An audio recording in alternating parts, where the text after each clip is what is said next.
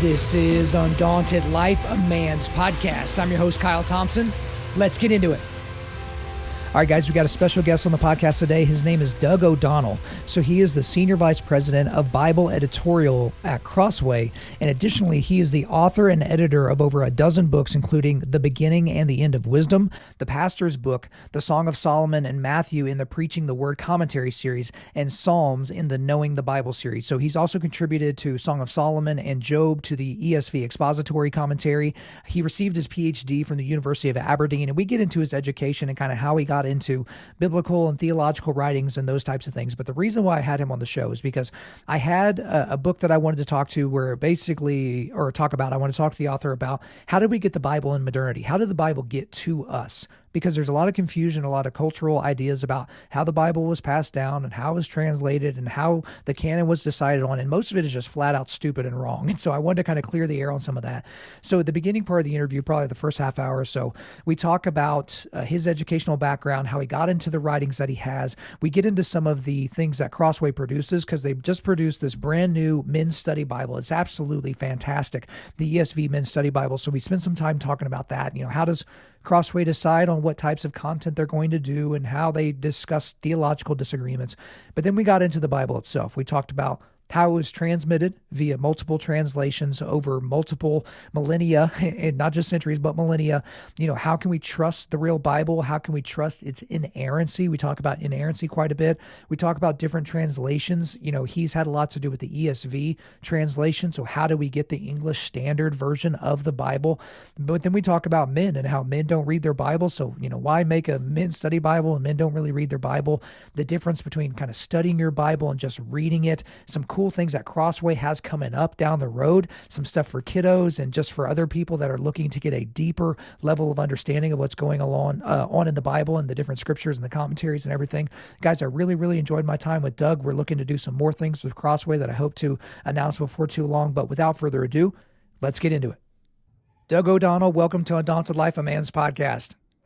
Kyle, it's great to be with you.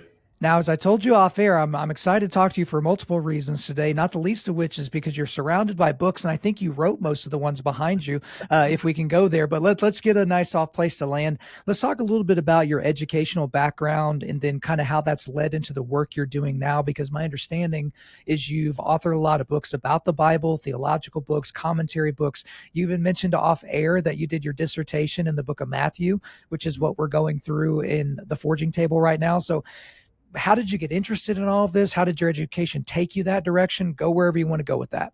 Okay, great. Yeah, I was converted to Christ when I was 19 and felt a calling to ministry. Didn't know exactly what that meant, but knew I wanted to learn the Bible and eventually teach the Bible to others. So I talked to the one Christian friend I knew. We played basketball together, and he told me about two colleges in my area. One of them was Wheaton College. I lived about 20 minutes from Wheaton College, never heard of it. And so I decided to go to Wheaton College and study Bible theology for undergrad. Loved it. Stayed another 2 years, did some grad school here at Wheaton as well. And then I went to, did a church plant in Chicago. And during that time, got married, started going to seminary up at Trinity Evangelical Divinity School, did an MA in church history. And then there was sort of a season of just pastoral ministry, 17 years as a pastor, 3 years overseas as a professor in Australia.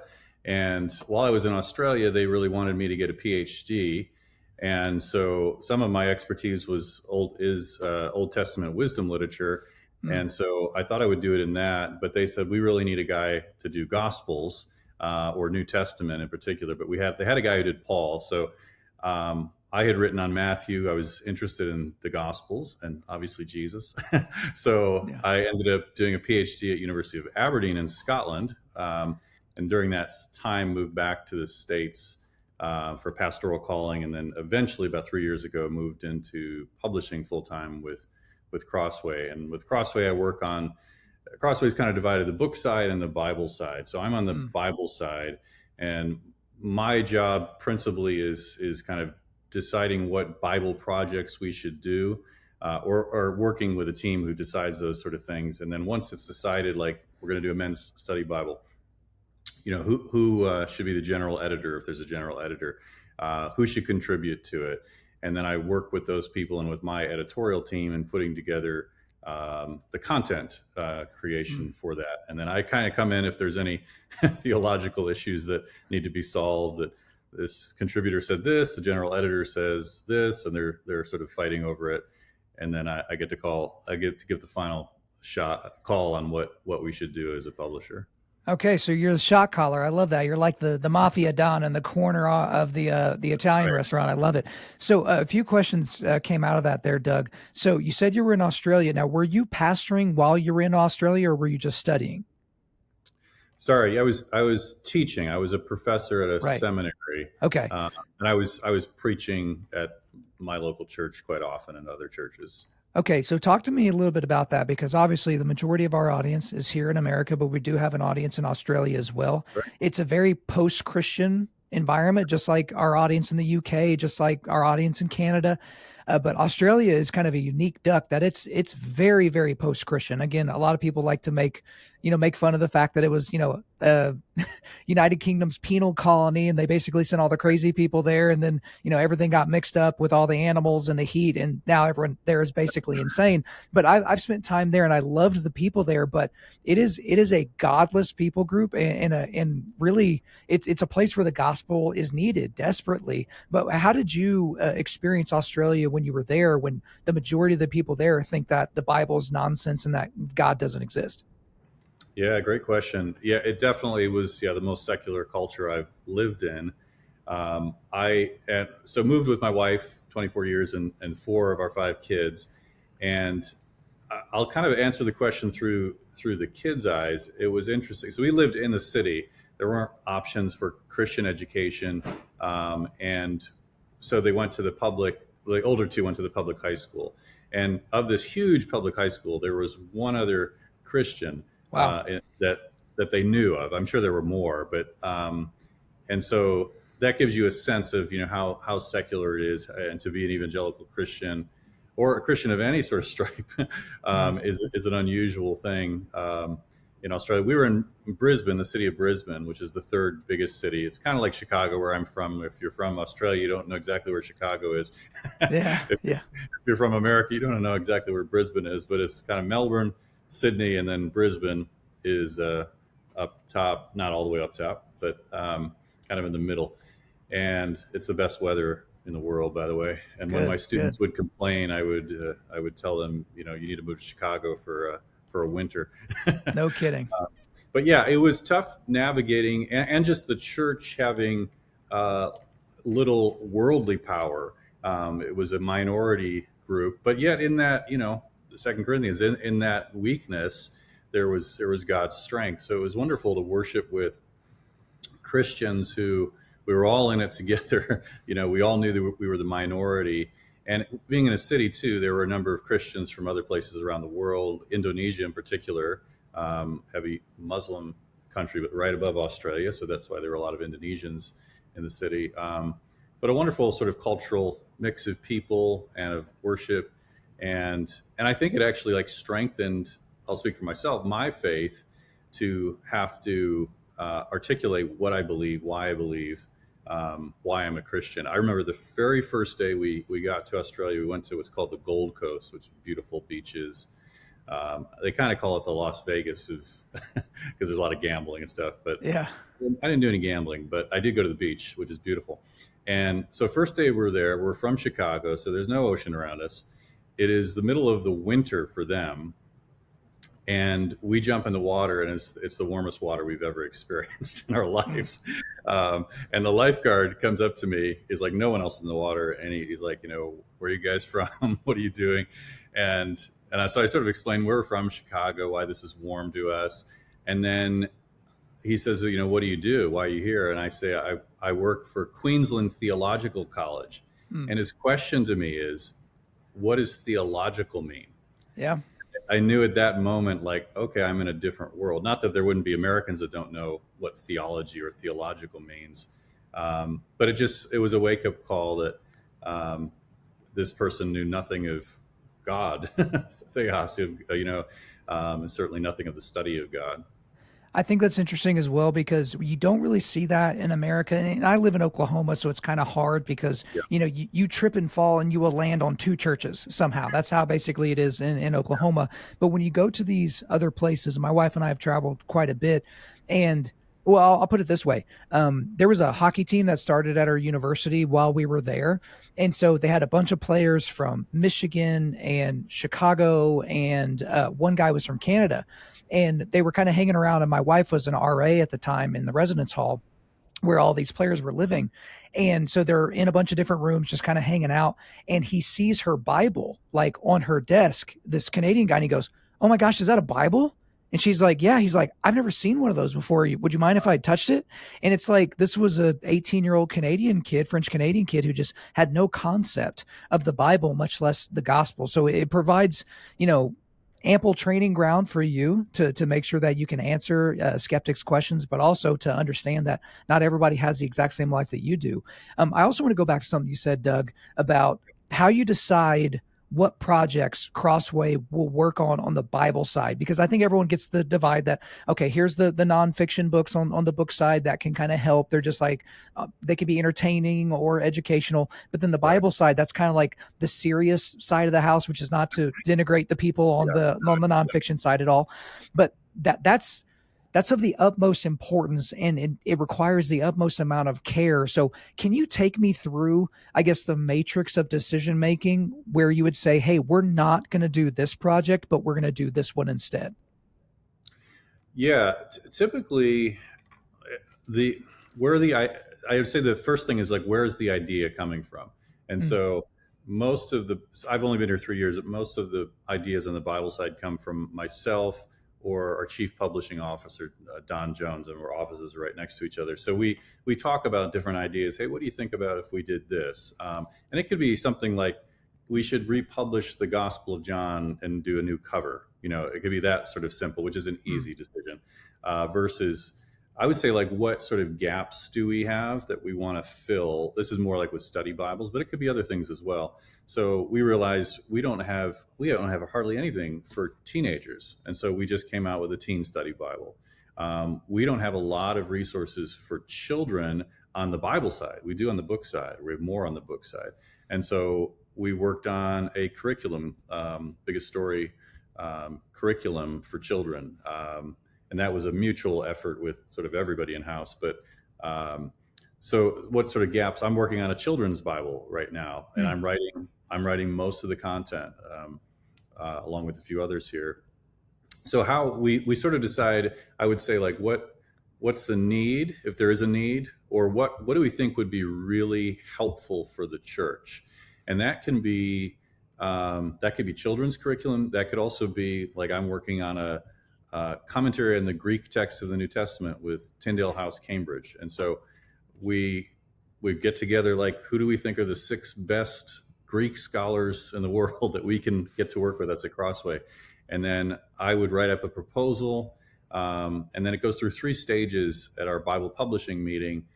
Stage 1 is just sort of a memo, 1 page. Here's the idea. Here's potential contributors or editors. Then stage 2 kind of expands. Stage 3 eventually would have sample content. mm, It would have solidified who's going to be working on it. So that's another thing too. Is for us, it's really important. Like, what's the idea? Is it a good idea? Like doing a commentary on the Greek text, we think is a good idea. Then we got to figure out the finances of it. Can we pull it off? mm. But also the contributors. So who's going to actually work on it? So if we feel like these are the right people working on a project, we get really excited about it.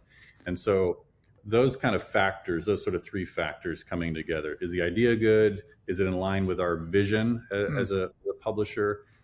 So Reformed, Evangelical, Christian, Protestant. And do we have the right people working on it? And we always ask this thing, do we have the best people in the world? That's, we're ambitious, but it's kind of like, we just did a chronological Bible. We felt like we got the best scholar in the world to work on that. Mm. So if we can get that, that's important. And then finances, does it actually work to print this thing, or is it going to shoot us in the foot? So those are the stages. And then a group of executives votes on the project, and if it gets a thumbs up, then my team in Bible Editorial sort of takes over, and then it goes, once the content is created, it goes to production, and on we go. So I love that you actually, because some people, you would ask them a question like that and they'd be like, oh, I don't really know. I just kind of like put a bunch of stuff on the board and throw a dart at it. So I'm glad there is an actual process. But you did mention earlier, Doug, that you're kind of the final say on if there is a theological debate. So take me through that, because in a small way on the forging table, which I told you about, is, we have 4 laymen around the table. It's a different mix every time. Like, we have theological debates, but none of us have theology degrees. We're not professional Christians. We're not pastors. Like, we didn't go to Bible college. And so we're doing our best with, the ammo that we have in our current weaponry. So for you guys, I guess, what makes you the final say? Why are you like, you have the biggest gavel that you can throw down? Like, how do those theological debates take place inside of Crossway? Yeah. I mentioned my Ph.D. So my Ph.D. is in biblical studies. I did in the Gospel of Matthew, as I said earlier. But so I have the educational chops to that's part of my role. Now, I don't do that on my own typically. Like, I will ask my editorial team, which are also, educated people, their thoughts on certain things. I'll also, I'll give you one example so you can say like what kind of thing you're talking about. So we're doing a commentary series. Someone contributed wrote Ecclesiastes, and he argued that Solomon was not the author. So one of the general editors, three general editors, one of the general editors said, no, it's got to be Solomon as the author. And so they kind of debated back and forth. And so it was kind of at a stalemate. And so it came to me then, what are we going to do? And so I looked at the ESV Study Bible. I consulted with an Old Testament expert, 2 Old Testament experts, and then made a decision that we would go with we tend to go with what the contributor wants to do. And so I'll go with the contributor, but I want him to write a whole nother paragraph on why Solomon could be the author. So it's a little more balanced. And so those kind of decisions would come on my desk, but not often. But again, I do consult experts in like the specific thing I'm being asked to do. And sometimes on the book side, we've got a book coming out and there's a paragraph they want me to read just to make sure this sort of doesn't get the author in trouble or Crossway in trouble. And those aren't like political things or even societal things. Those are just like Bible questions, does Bible theology questions. Very good. So yeah, it's a great privilege to be able to do that, and a weight at some point, at some sense too. Well, it's good that, as you mentioned earlier, Doug, that you're looking for gaps to fill. And one of the gaps that y'all actually filled this year was a men's study Bible that I'm showing here on screen if you're watching this on YouTube or Rumble. And so I appreciate you guys shooting this over to me. And I actually want to read the description of this on the site before I ask you about it, because I love the description. The ESV Men's Study Bible was created for men in all seasons of life who are serious about God's Word to help them pursue a deeper, transformational understanding of Scripture. This ESV Bible features additional content written especially for men, including daily devotionals and articles from more than 100 acclaimed scholars and pastors. Along with robust Bible study notes to increase their understanding of Scripture, men will find encouraging resources to help them develop a deeper love for the Lord. So I absolutely love that. But here's the thing that I know in talking to people that have written books for multiple different Christian publishing houses and different types of things, is that men don't buy books. Men don't read books. Men don't take in this type of content, which is why when you walk into your typical Christian bookstore, it seems like, a women's march, threw up on an elementary school, because like that's basically the crowd that they're going for, right? And so it's a little ballsy to put together a men's study Bible, knowing that there are a lot of men out there that just aren't serious about this. You might get them to read Wild at Heart, but spending whatever you're going to spend on a men's study Bible, again, the importance of it. That's why y'all decided to do it. I know the importance of it. That's why I desperately beg the men in my audience not to just read constantly, but to read the Bible. I take it so seriously that the reason we started the Forging Table was because last year, Doug, I read 54 books to prepare for interviews on my show. And I probably didn't read 54 chapters of the Bible. And over Christmas break, I was like, wait a minute. Like, there is a tremendous inequity here. So I know there's a lot of ways that you can take that, but let's talk about the men's study Bible. Why do this knowing what we know about the men's market? Yeah, it's really interesting. I was in a meeting months ago now where it was like sales report, and the women's study Bible is always going to do better than men's study Bible. Of It's course, sort of like of that, course. that's the thing. I thought like, oh, what if Kyle asks you about what other resources does Crossway have? So I went to our website, and there's all these categories, and the last one is women, but there's none specifically for men. Of course not. Of course And not. It's not surprising at all. we have books for men, but we don't have categories. So it's interesting, your sort of preface to the question. I think, we like you, the bit I know about your show is it's like you're appealing to men. We believe that male leadership in the church and the home is absolutely crucial to Christian discipleship and to the evangelization of the world. And so why wouldn't we do a men's study Bible if that's sort of our commitment, that's our value? And so we tried to design it in a way that would be appealing to men. I mean, you put the cover up there, but Peter Voth did the artwork, and he's great. He's wonderful. He's great. I mean, if you've never seen his work, just type in Peter Voth, Voth, and he has very manly artwork too. Yeah, I love it. No, I've followed him on Instagram for years if I can now. put it that way. And he does a new design for the header of each book of the Bible, which is just beautiful. I was just talking to someone saying I was going to go do this interview, and I said we should do a poster of all of his artwork. Oh yeah.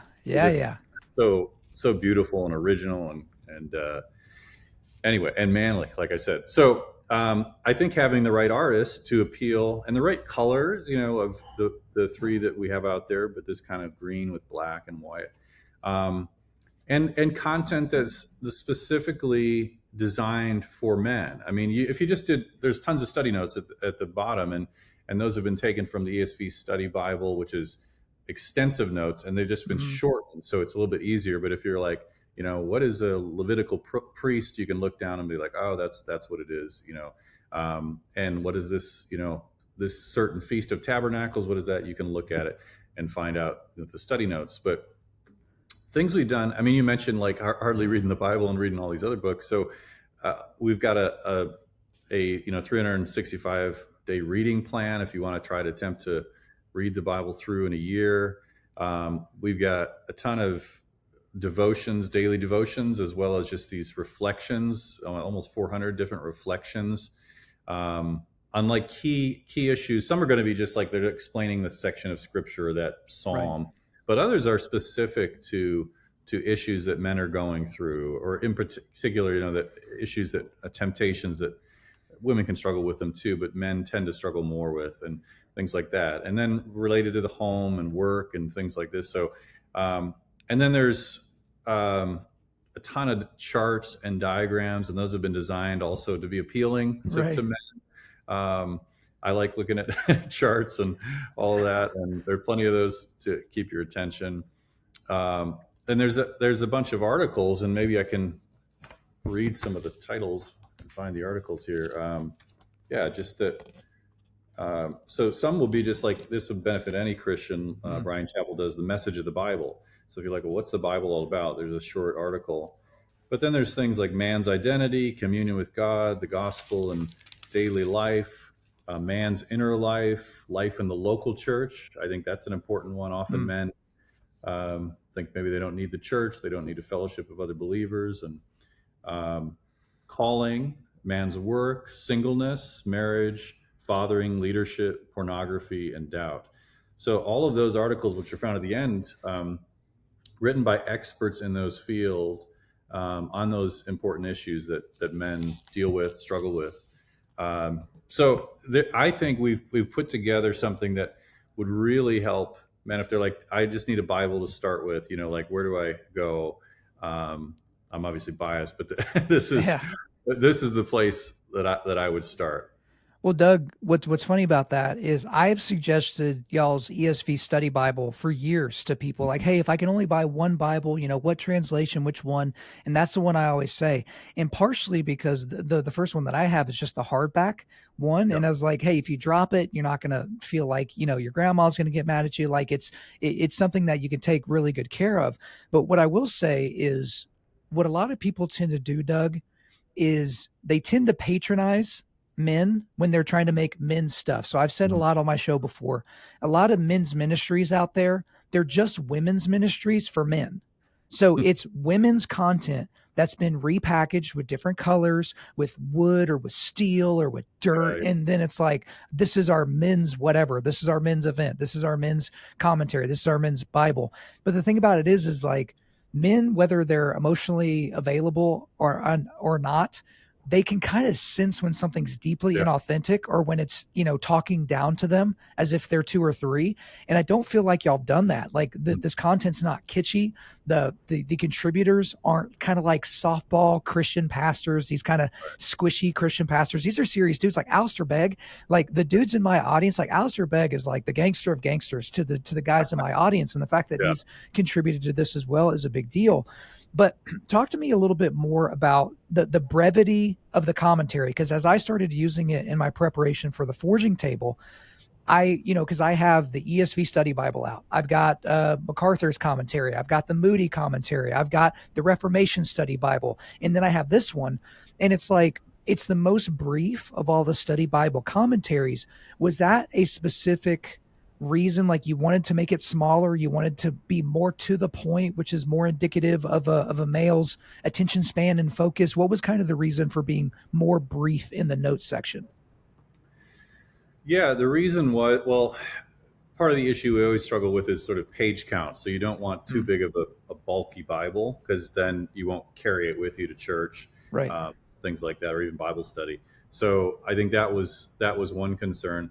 We believe, I mean, the ESV Study Bible is our best-selling Bible far and away, and it's because the content is so rich, and that's been for 20 years. So we thought, why not use that content but just shorten it, both to make the Bible not so bulky, but also to be honest, is like we don't want people being intimidated. And if you see, it's kind of like if you give someone a book and they're not used to reading, and it has 20 footnotes at the bottom, or it's got thick footnotes, it's just an intimidating thing. Like Sure. not everyone's a scholar. So I think it's that same sort of visual, is that we don't want too much going on the page. We want just the stuff that is essential, or for most people, most Christians, especially newer Christians, like I don't have any idea what that word means, and you can go there, you can go to the glossary.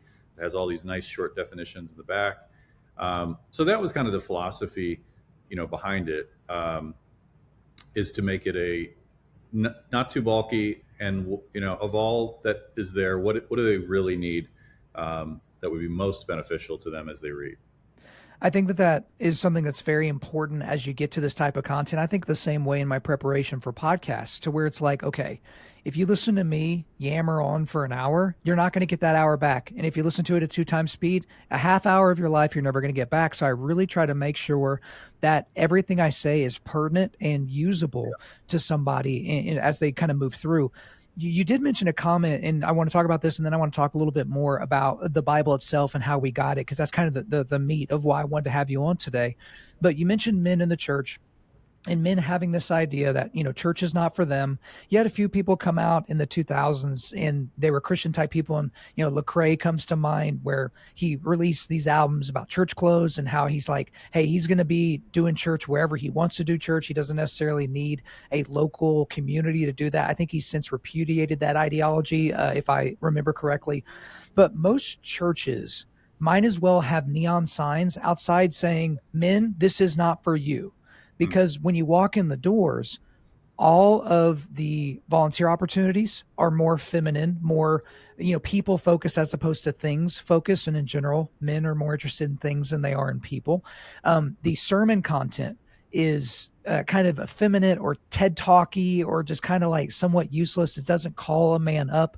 The music that's being sung, the lyrical content can tend to be homoerotic or at least just not interesting. It's sung in a key that most men aren't comfortable singing in or can't sing in. And so part of the problem is men. I'm going to always put the onus on the man because they're the individual that has to make the decision whether or not to be involved. But man, churches, as I've seen, have just not done a very good job of telling the men, hey guys, not only are you welcome here, we desperately need you. We can't disciple your children without discipling you. We can't catechize your entire family without getting you on board. We can't push back the darkness and culture without you. So talk to me a little bit more about that, because to a degree, Doug, and you did it with the Men's Study Bible, y'all have a hand in equipping these churches to be able to tell these men, you're not just welcome, but you're necessary. Yeah, a great question and good observations. I think, I'll just personal sort of reflection first. I think I had all the right sort of men and mentors in my life, and just sort of, it just, in God's providence, that's what I had. So it was when it came to like sexual ethics, here's what a godly man does. When it came to Bible study, here's what a godly man should do. When it came to the local church, as you've been talking about, I remember my college pastor just talking about, I don't know if it was a sermon or an aside, just like how important it is to go to church, be a part of church in your college years, and find a particular local church. This should be like your priority as you get, whether it's to college or you move from one job to another, and find a local church, be involved in that local church. And he talked about things like tithing, giving money, and I was a young guy. I hardly had any money. I was paying for my own education, and I started tithing, and 18,000 a year I was making, so hardly anything that's going to really help the church. And yet I've never stopped since then. And I think that's like those kind of habits. And I think one of my mentors was Kent Hughes, who you may have heard, Disciplines of a Godly Man, which Crossway publishes, one of our best-selling books. I learned from Kent, what does it mean to be a godly man in these sort of areas, local church and giving your time, learning how to read the Bible, teach the Bible. Those are things not someone like who's just an expert Bible guy needs to do, but every Christian man needs to know how do I read the Bible? How do I teach it if I've got a family? Or even, you're talking about a group of guys getting together and doing a Bible study, and you're taping it, so it's helping other people. And if you keep doing that, you'll just get better and better with your knowledge of the Bible and how to explain it to other people. And so I think men. I'm saddened that like not every man has the experience I had of like godly mentors. My father wasn't in the picture. My father's in the picture in my life, but not as a Christian mentor in my life. And so to me, the local church, Jesus, who is my mother and my brother and my sister, it's like those who do God's will. It's like the church became my mother and my father and my brother and my sister. And I think every man needs that. They need someone to mentor them in the faith. And it could initially be like, listening to a good show or listening to Alistair Begg preach, like getting some sense of that thing. But deep down, there's something more they need, and that's community with other men, and to reinforce what the Bible teaches on, what's my identity in Christ? How do I treat women? How do I work hard under the Lord? And all these sort of issues that we're dealing with. So, I do wish the church did a better job of raising up enough mentors that any guy walked through the doors, there would be plenty of older guys who could take on those roles. I remember when I first became a Christian, went to this big church, and someone came up to me afterwards and just said, "Hey, you want to start reading the Bible together?" He was 40, I was 20 something. And I thought I've had those experiences in my life that have just equipped me to walk as a Christian man, know how to relate better to my wife, and how to discipline and teach my children. So it's a huge need, and I mean the men's Bible study is a small part of that, but I actually think the local church is the bigger part of it, and then other resources beyond that, podcasts, et cetera, that equip men for walking in a manner worthy of the gospel. Well, and that's why, in Undaunted.Life, we're here to equip men to push back darkness. And we do that by providing content that forges spiritual, mental, and physical resilience. So that's part of the thing about the forging table, is to have men around the country send me messages like, hey, I just started a forging table, like, because I was so inspired by what you guys are doing. And it's not because we're so smart. It's not because we're so talented. It's just that, hey, we were going to do this anyway. Why don't we just put some microphones in front of our faces and hit record on video to kind of give guys like, hey, if you were going to do it, here's a way that you could make this happen. And that's why I tell guys, like, when it's their first time coming on the forging table, like, hey, you're not performing here. Like, you're not presenting. We're doing Bible study. Like, so, get out of your own head. Yes, you have, headphones on. Yes, you've got a mic in front of your face, but we're just doing Bible study. And I think that's why it's been accepted so well. But we've talked about all that. But the main reason why I wanted to have you on is just talking about the Holy Bible in and of itself, because there are a lot of misnomers about the Bible, even within Christendom, that most people don't really understand because they've never taken the time to study it or whatever. But the first one would be the transmission of the Bible via multiple languages, obviously from the Aramaic and Hebrew and Greek through to German, through to English. But then within English, you've got people that are holding the ESV Bible in one hand, and then they've got the Message Bible in the other. And it's like, what in the world is this thing? And so it's like, but there's a difference there between a translation and an interpretation of Scripture. But overall, you have these big cultural characters like Joe Rogan, who is so deeply ignorant on the Bible, but he'll say things like, he'll just wave his hand over the Bible and be like, oh yeah, the Council of Nicaea just decided what was going to be, the biblical canon, and they made a bunch of stuff up, and you can't even trust the translations because it's been translated so many times over thousands of years. And how could we possibly know what it was originally supposed to be? So I guess the generic way to answer this, and I'll let you go wherever you want to go, is how can we in 2023 trust that we have the real Bible, that it was transmitted to us properly? Yeah, great question. Big question. Yeah, of course. I'll try to do this quickly, and you can play off things I say and Sure. ask me other questions. Within the Bible itself, we have record of the transmission of like what God is saying. So, for example, you think of God speaks to Moses on Mount Sinai, the 10 Commandments, Exodus 20, and he tells him to record it on stone. And so that's sort of a first example of God has decided to reveal to humankind something of himself, of his plan for the world. And Moses writes it down. We know at the end of Moses' life, he traditionally is the author of the first 5 books of the Bible. And someone must have wrote the end of Deuteronomy because it records his death. Right. But Moses recorded those first 5 books. And that shows you just sort of the value of the Jewish people and Christians as well. We've often historically said we're people of the book. And so those are the first 5 books, the Pentateuch, the five books. And then from there, we have other record within Scripture itself of recording. So Jeremiah is told to write down what God says to him, and then it's burned at some point, and then he has to write it down again. And so those are just like glimpses of the process of what happened. And the same thing would have happened. Luke tells us in the beginning of his gospel that he's going to write an orderly account of the life of Jesus, basically, and then he goes through all the evangelists, the 4 gospel writers would have done, writing a record of Jesus' life that focused specifically on the end of his life and his resurrection.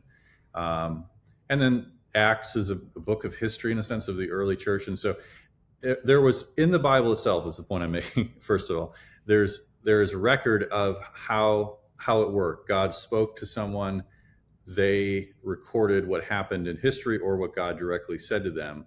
And that's how we got Scripture. Now, from there, the Jewish people were meticulous in taking the Scriptures and in copying them by hand over and over. So if you read in the Bible, the scribes and the Pharisees, well, the scribes were the ones who would have learned Hebrew, and they would have written word by word, and meticulous. And why I say meticulous is the Dead Sea Scrolls, which some of your viewers listeners may have heard of, were discovered, a couple of decades ago, a place called Qumran, and we have like almost all of the scroll of Isaiah, for example, and if you look at that scroll, it's like so very close to what we have in our Bibles today.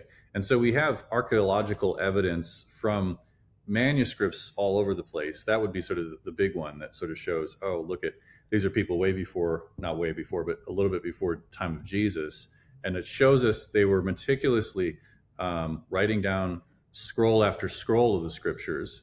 And then there's record of that. And so we have, the same thing happened with the New Testament. And so we have thousands of manuscripts, incomplete manuscripts of the Old and the New Testament. You could put them all together and you easily get consensus on almost everything in the Bible.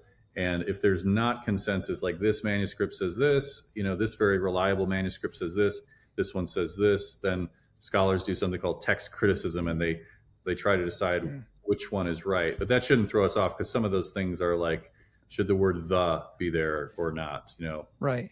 The Christ, or this one has Son of God, this one doesn't. Doesn't matter too much because Jesus called the Son of God in the next verse. So there's very little that affects our understanding of who God is, who we are, the plan of salvation. And so, what scholars then do is, and have done, like, so the English translation, so William Tyndale, Wycliffe before that,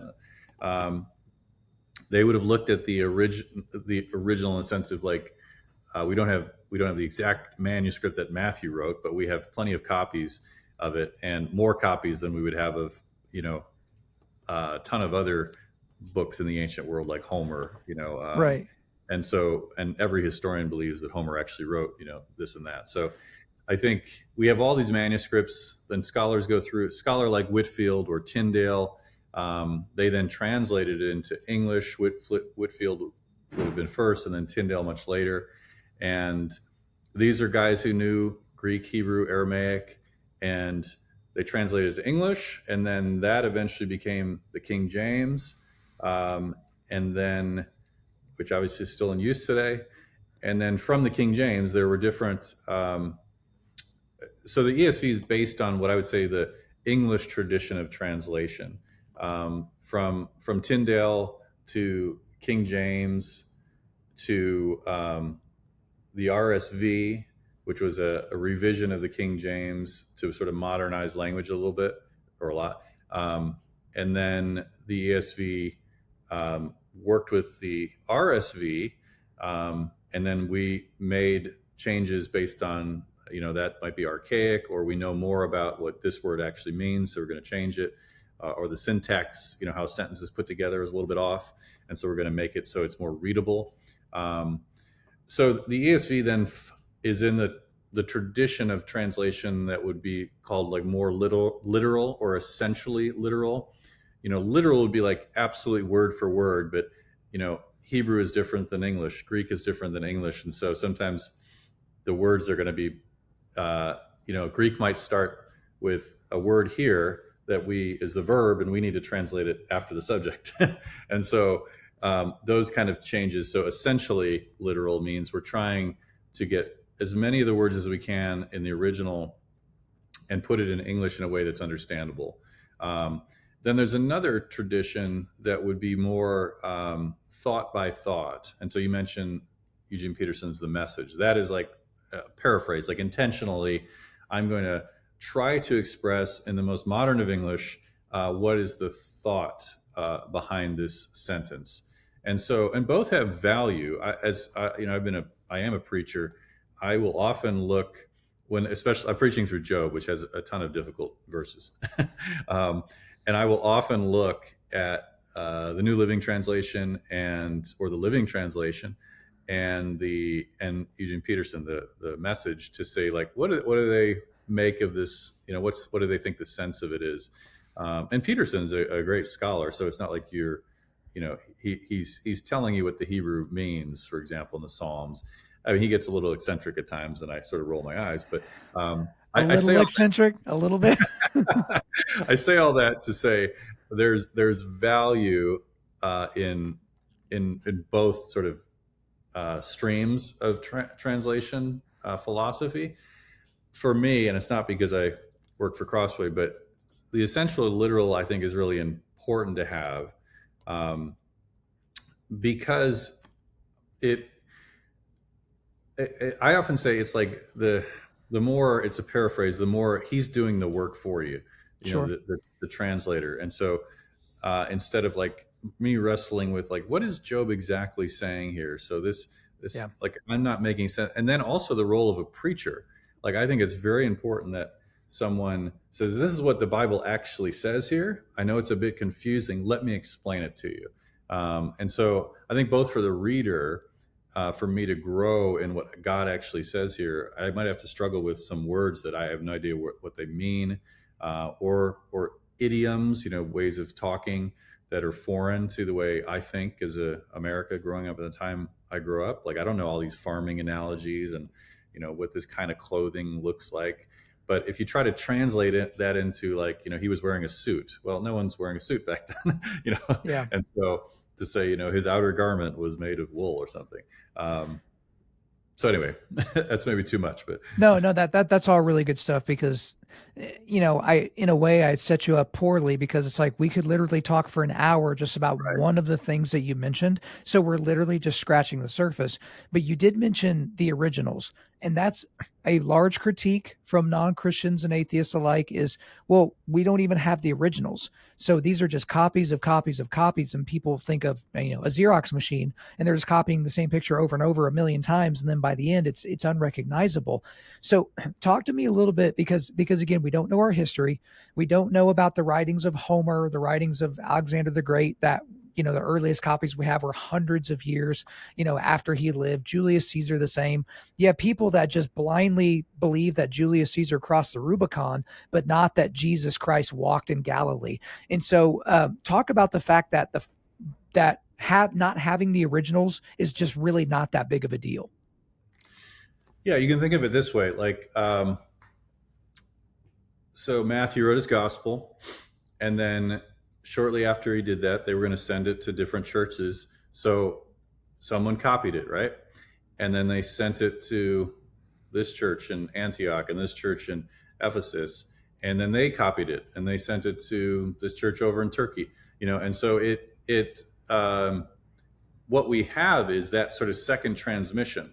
And we have copies all around the ancient Middle Eastern world of these copies. So let's say the one that's over here in Greece, the ones over here in Turkey, the one that made it all the way to Rome and Spain, they're all so similar, like 99% the same, which tells us that they're all copying from the same manuscript. So that's one thing, is like, that's sort of the evidence we have that there's an original that they all must have been copying from.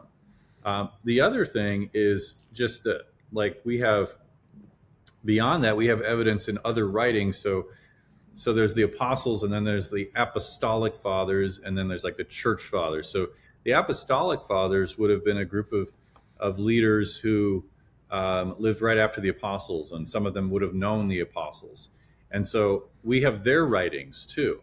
And so when they quote from Matthew, we can look and see, is that phrase, if they're doing a quote, is it the same that we have in this manuscript way over here in Egypt? And we find there's so much correspondence that there has to be some original that they all base these on.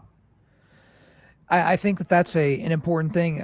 I'm trying to remember the details, but Vodi Bakum recently talked about how, the transcripts were all changed. And it's like, do you even understand what you're saying when someone said that they changed the transcripts? Because they would have had to have changed them in multiple languages, in multiple parts of the world at multiple times. And like, you changed them and got them back without anybody noticing. It's like, what are you talking about? Like, it's like you will just believe anything that somebody puts into a meme on the internet.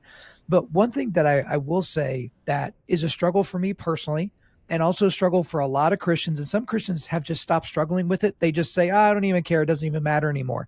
And that's the concept of inerrancy. Because when you see things, like a good example is in the synoptic gospels, you will have things, the same story described. And it's not that the story is described differently. It's that actual details, like numbers of things or people that were present, are different in the different transcripts.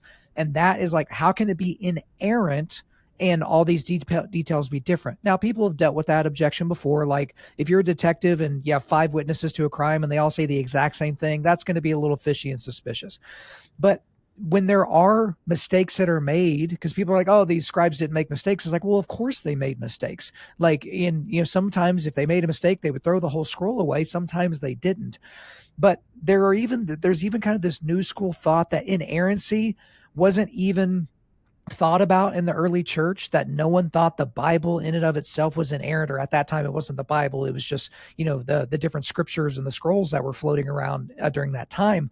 But people in modernity are just like, hey, inerrancy is like something that was made up during the Reformation. Like, we don't even take that seriously. There are definitely problems in the Bible. You have prominent pastors like Andy Stanley, or they're like, hey, don't tie your faith to the inerrancy of the gospel, because that's a house of cards that will eventually fall down. Well, when people say that, you start to believe them. Like, man, maybe the Bible's not inerrant, that maybe there are errors there, but the stuff about Christ is maybe not an error. So again, with all my question setups, I give you way too much information. Just let you kind of pick and choose with your big brain what you want to talk about. So ready, set, go. Yeah, feeling my brain small after. That's a big question to Yeah. put around. I only want to ask you big questions to make you as uncomfortable as possible, Doug. That's good. Good. You asked how long I have. I think my time is up now. Yeah. Oh yeah, exactly. Got to go to lunch. Yeah. I think, well, yeah, inerrancy is a term that is relatively new in church history, but definitely I would say a high view of Scripture in the Reformation, the church fathers, everyone had a high view of Scripture until more recently. I do think, yeah, with the dawn of the scientific age, all these sort of things, we're able to look at these manuscripts, and so you're able to see things that other generations wouldn't have been able to see. That said, there are times, John Calvin, the great reformer and one of the best commentators on the Bible in the history of the church.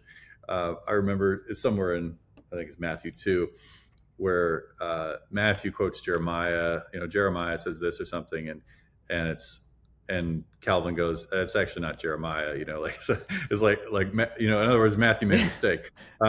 Right. But there are two things. So one, it's like you can have as high a view as Calvin, and sometimes say, I'm not sure if this is right. So I think that's okay for Christians to hear. Like, that said, there could be two things. One, there could be a scribal error, as you mentioned. So someone's translating and they put the wrong name.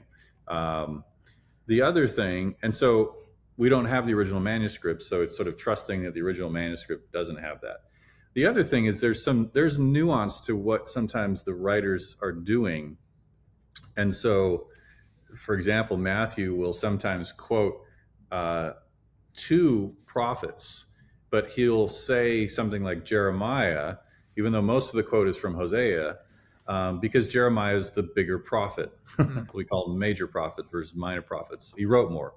He's more important in that sense, like Isaiah, Ezekiel. Those are the big guys. So it's kind of like you would say in our culture, like this famous person said this. Well, so did these other people too, but I'm going to say him, even though they said it first. Yeah. So there are things like that, like where the more you dive into the specific issues, there are in my mind, reasonable explanations for why the biblical author might have said Jeremiah instead of Hosea, or why the account has, 2 men in the tomb that are demon possessed versus 1 man. And so, well, is it two or one? Which gospel writer has it correct? And so, this is the synoptic problem. It's called Matthew, Mark, and Luke. And it's also, I like to say it's a great problem to have, because we have four witnesses to a number of different events, and most importantly, the death and resurrection of Christ. So if this was a trial, this would be great. We've got four eyewitnesses who have written stuff down. And so it is, though, these sort of tricky things where you're like, well, is it two or one? But it also, of course, could be that there were two, and Mark decided he wanted to emphasize one in his specific story, and Luke wanted to do two who were actually there. But it doesn't mean that Mark didn't know two were there.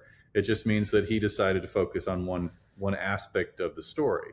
And so you have the same thing with, like, Judas hanged himself, and then he fell to the ground or something. Well, which one is which is right? Like, well, he could hang himself and then actually fall from the noose. Right. His weight could take him down the cliff. So there are, and people have done like harmonies of the gospel and how to reconcile. So there's plenty of literature out there if someone wants sort of answers to these tricky sort of historical things. In the end, it's my view of Scripture everything to me kind of goes through Jesus. And so what was Jesus? If I've come to believe in Jesus as he is portrayed in the Gospels, and he becomes my Lord and my Savior, well, then his view of things matters to me quite a bit. And those who are closest to him, their view matters to me quite a bit. And so he had a high view of Scripture. Right. He believed, David said this under the inspiration of the Spirit. This is how he and the apostles talk about different things. And so that's my view. I believe that the Bible is Spirit inspired, the very Word of God, not a jot and tittle, that's a little markings in Hebrew. Like, it's all inspired by God. And in a sense, then it's without error in the original manuscripts. That is when God communicated it to the author and he wrote that manuscript down. Well, Doug, let's talk about every jot and tittle, because I think it's important. I get a little concerned when people read the Bible from cover to cover literally, and they read everything as literal. Because in the Bible, we have collections of wisdom literature. We have, prophets. We have apocalyptic literature. We have, Psalms and Proverbs. We have history. We have poetry. We have all these different categories. And I guess that's when it leads to these debates. Like, I got another email today. I get asked about young earth all the time, young earth versus old earth. And as a category, it is one of the least interesting things to me on the planet. Like, I am interested about like mollusks more than I'm interested about how old the earth is, because I don't think it's actually knowable. But you have people that will read Genesis and they will read it as a history book and saying, this is how it literally happened.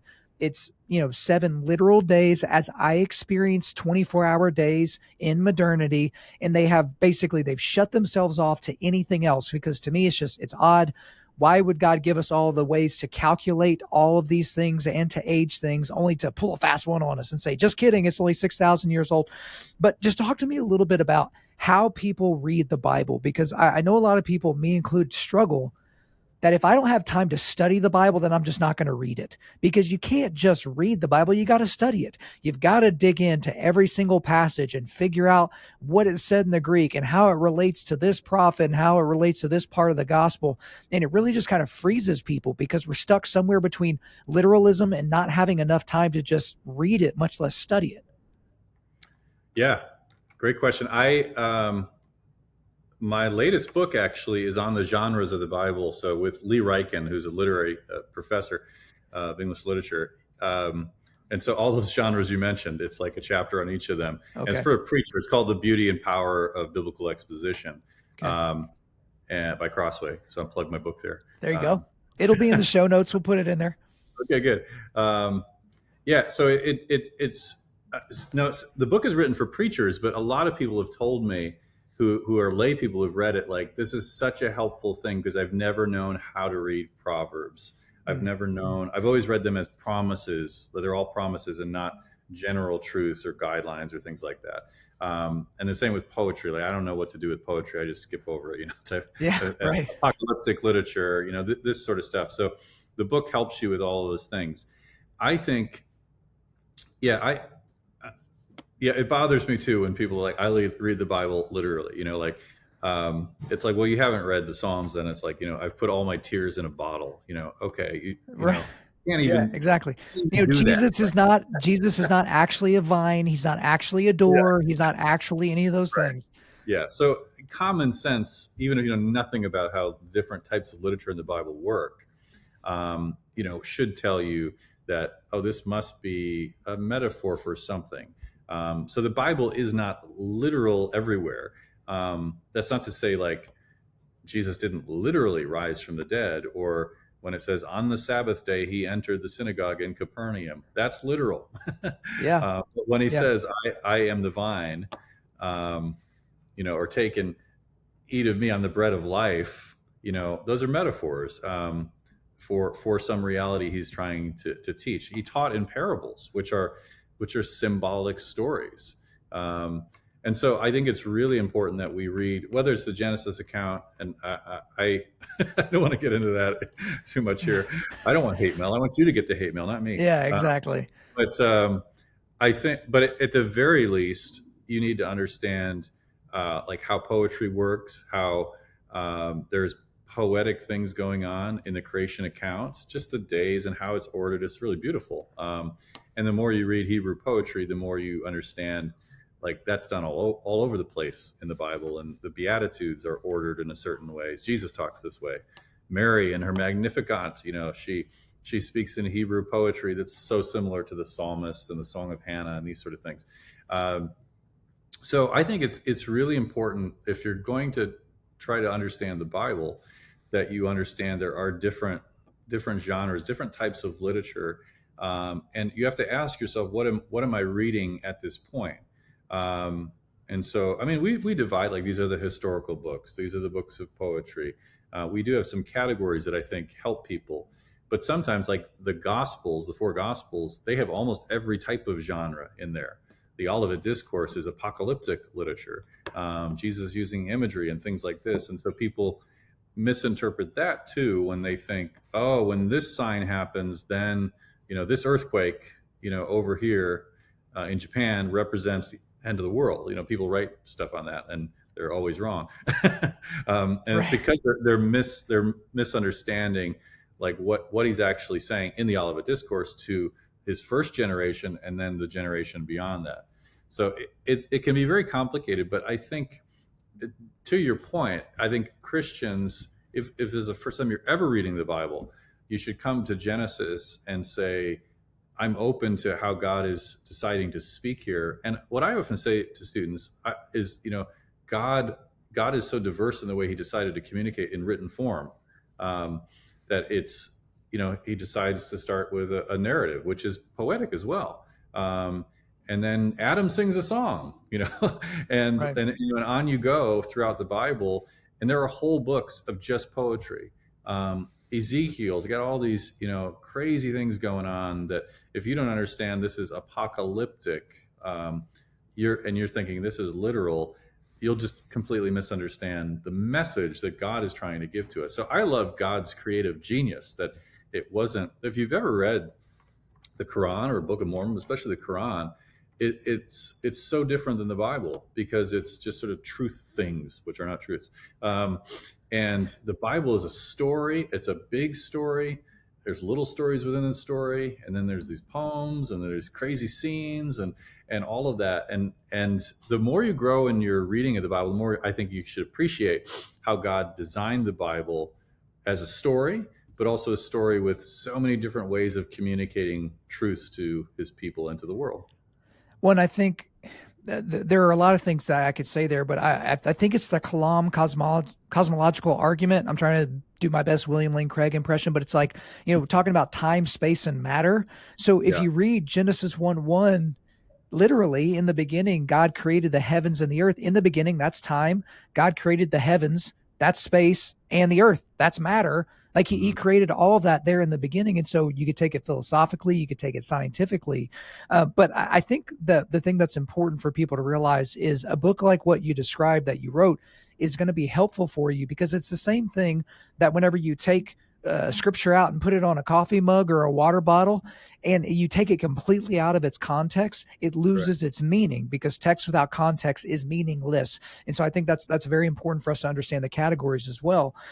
One thing, and I don't know what Crossway has done because I don't know the entire Crossway canon or not, but one of the things that has helped me to believe not only in the truth of the gospel, but really the truth of the eyewitnesses to Jesus's ministry, his death, his resurrection, and his ascension, and the ministry that happened thereafter, are the extra biblical writings. So these are the writings of people. So when you have dummies say, did Jesus even really exist? It's like, well, yeah, it's like one of the most attestable things in all of antiquity that Jesus existed, because it's not just written about in the Bible. So if you accept, which I don't, but if you accept that the Gospels were written by people that were trying to get rich and famous and get chicks, and that was how they were going to control people, was to write these Gospels with fabricated stories, great. Now you need to talk about Josephus. You need to talk about Tacitus. You need to talk about Celsus. You need to talk about Pliny the Younger. You need to talk about all these people that, if some of them were neutral to the way, and some of them were actually angry and wanted to be, adversaries to the way. It's those extra biblical writings. So for you guys at Crossway, how do you do the extra biblical writings? Have y'all put together, or are there any plans to put together only extra biblical writings that point to the truths in the gospel? Like, hey, when this was talked about in this area of Galilee, here's how it attaches to something that Josephus wrote in the early parts as a historian. So is there anything like that y'all have done or that's in the works? Yeah. So we've got two books in particular by a guy named Peter Williams, who's he leads something called Tyndale House in Cambridge in the UK. Brilliant scholar. So he's a new book that's coming out. I think it's in a couple months. The title is something like "Surprising Genius of Jesus," and not only does he show like how Jesus's teachings are genius, like this is really brilliant, but he does a lot of background work too. That's helpful to kind of supporting the historical Jesus. I think he's done another book. Something reliable, or the Gospel's reliable, or something like that. I should know all of Crossway books, right? But yeah, right. it's something like that. So Peter Williams, Tyndale House, we do a lot of work with Tyndale House. They do a lot of the stuff you're talking about. So Peter Williams, and he's got a whole team of scholars working on something called the Name Project. It's really interesting. So, for example, like the name Simon. So it's all over, the Bible, all over the New Testament. So like they look at extra biblical literature to see, well, how popular is the name Simon in this area of the world? And they've discovered like, initial sort of findings, and they're doing this in the Old Testament as well. It can prove the reliability of something to say, if like Simon and Jesus, these are really popular names at that time. Like they're also found in other literature of that time period, or Josephus, like so someone named Joseph, popular name. Judas, popular name, and so Mary would be a popular. So all of these sort of names that we find in the New Testament, and the amount of times we find them. And so this is why it's like, you got two guys named the same, so they got to come up with a name for someone else because they're trying to, or Jesus of Nazareth, because there's so many Jesuses. And so that sort of extra biblical stuff is going on. So we're working with them on that massive sort of scholarly project that probably eventually would be published, Lord willing, by us or by some academic publisher. So there are things going on, and I think you mentioned before we got on, like the book on the Septuagint, which is the Greek translation of the Old Testament. We're doing some scholarly things like that for people who are interested. If you just go to like crossway.org and click on like the academics box, or we got apologetics. The first two are academic and apologetics. There would be some resources there that could help you out. Yeah, that website will be in the show notes as well.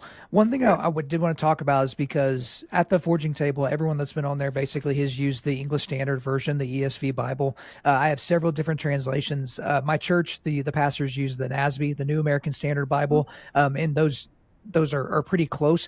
But just describe to me the ESV translation of the Bible. Describe to our audience, like, what is it? Because people know the continuum, like, okay, is this a word for word translation, or is it a thought by thought, or is it a something other type of thing? And most people look at the ESV, they'll flip through it and they'll go, oh, there's no these or thous, so this might be more readable for me. But Yeah. let's just talk about, what is the ESV translation? How did we get it? Why is it a good translation for us to have?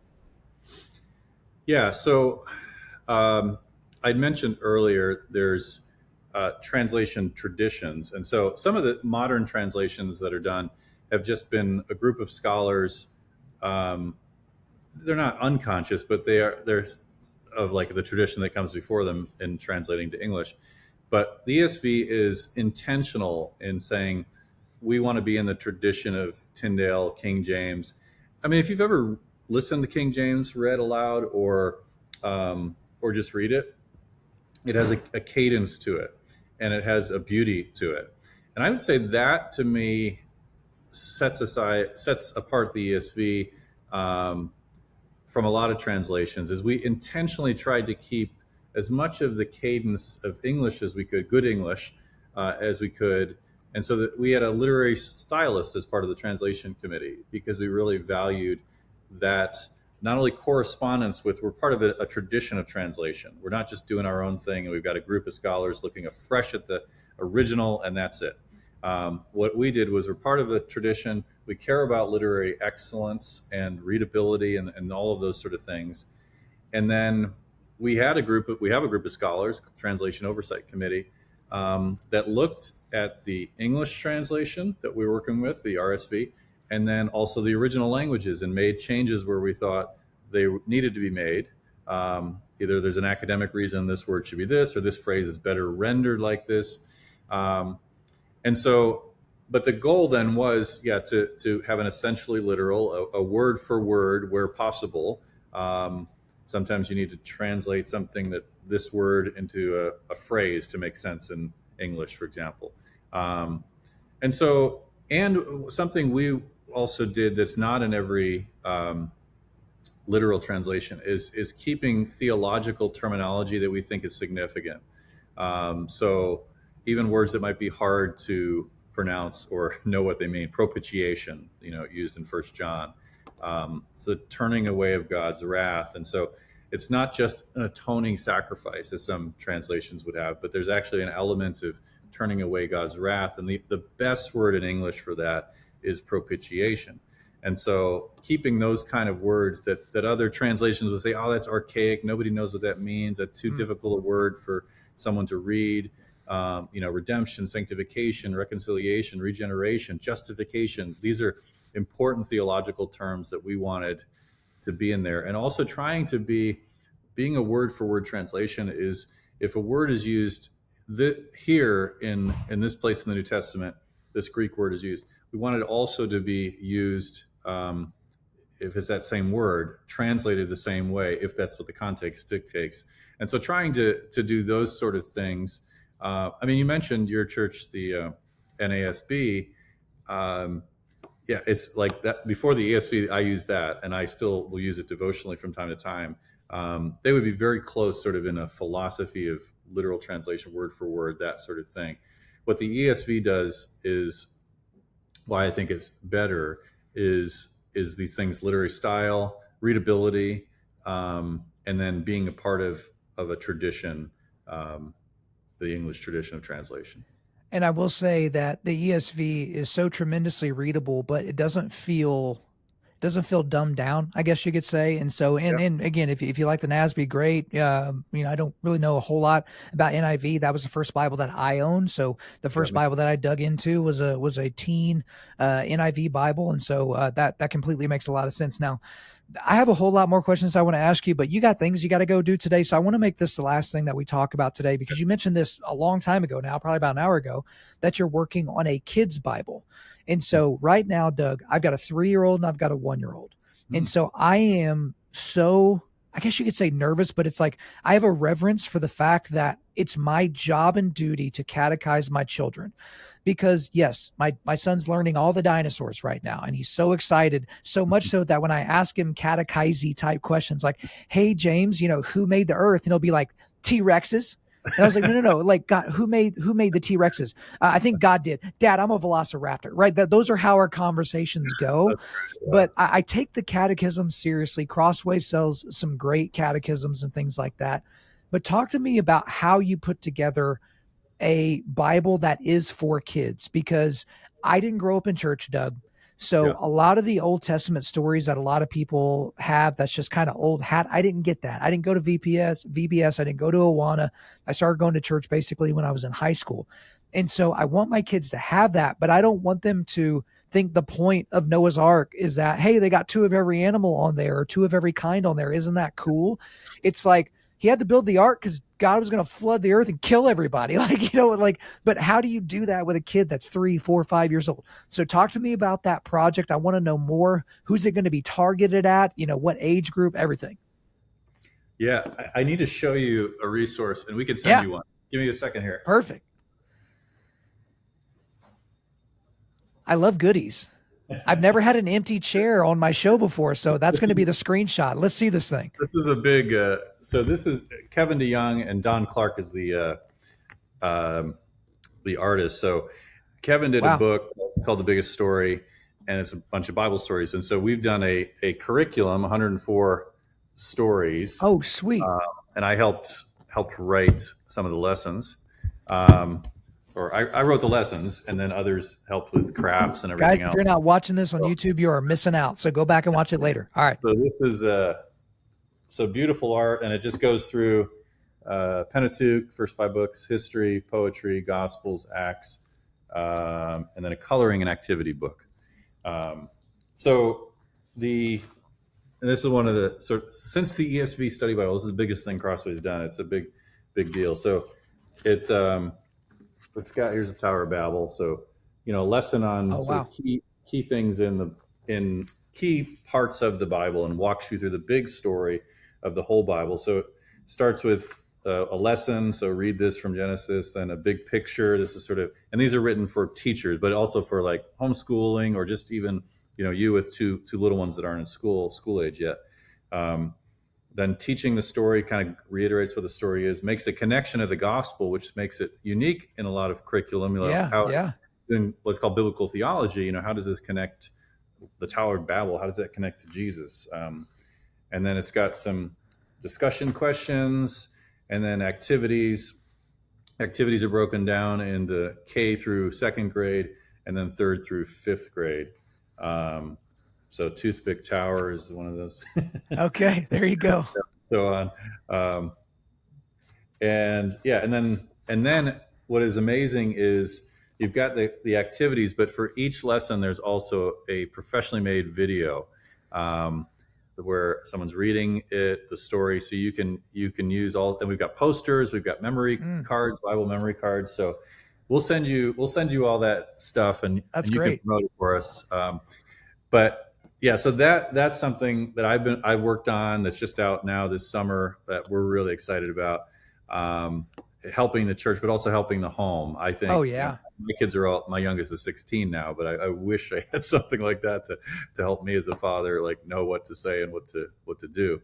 And then so the children's Bible then it's basically, we've done a suite based on this biggest story concept, and so it will feature the same 104 lessons throughout, and some of the content from that will go into the Bible. So there's some continuity there. So I think what's unique then about this children's Bible is teaching the children how the stories fit together with the big story, which I think is really significant. I remember, Christian at 19, 21, 22, where first time I was introduced to biblical theology, how the Old Testament relates to the New, and it was just sort of mind blowing. And I'm thinking of like a kid getting that, a 6-year-old, a 7-year-old going, wow, I've never thought about how the sacrifice of Isaac relates to the sacrifice of Jesus. And so that's not that other, Bibles wouldn't do that, but I do think it's it'll be a unique emphasis that the story of the Bible matters and connecting all the stories together to Jesus. And then it will be, I'm writing introductions to each book of the Bible that are kid friendly. And also we're trying to target someone this will be their first Bible and they've just started to read. And so I do like a short introduction on Genesis, and then I'll say, as you read, look for these things. Almost like kind of like either not clues, but like look for when this happens or look for this repeated word. And so it's reader friendly, child reader friendly, specifically thinking, the kid who's reading the Bible for the first time, knowing they're not going to read everything and they're going to have a hard time getting through Leviticus and other things like that. But trying to give them spots where, like, if you want to know where Noah and the flood is, here it is, turn to pages, whatever. The other thing, and this is thing you said a number of times, is like not dumbing down, whether it's in church or in Christian literature or in a study Bible or something. We've intentionally tried to not dumb things down. And so I was just talking to the other guys working with Champ, who's working with me on this, and we're coming up with like, what are some, they're going to come to this phrase or this word and they're not going to know what it means. And so we're creating kind of a glossary, and we're not sure if it'll be in the back or actually like right there in a little box, but in Deuteronomy, for example, there's a phrase, I can't remember how many times it's repeated, over 5 times, devoted to destruction. And it's like, we're going to tackle what that means. Like, it's repeated a lot in Deuteronomy, and they're going to come, if they're going to read through Deuteronomy, they're going to come through, this is what God's people are supposed to do. They're supposed to destroy the city. And so in a paragraph, explain, what does that phrase mean?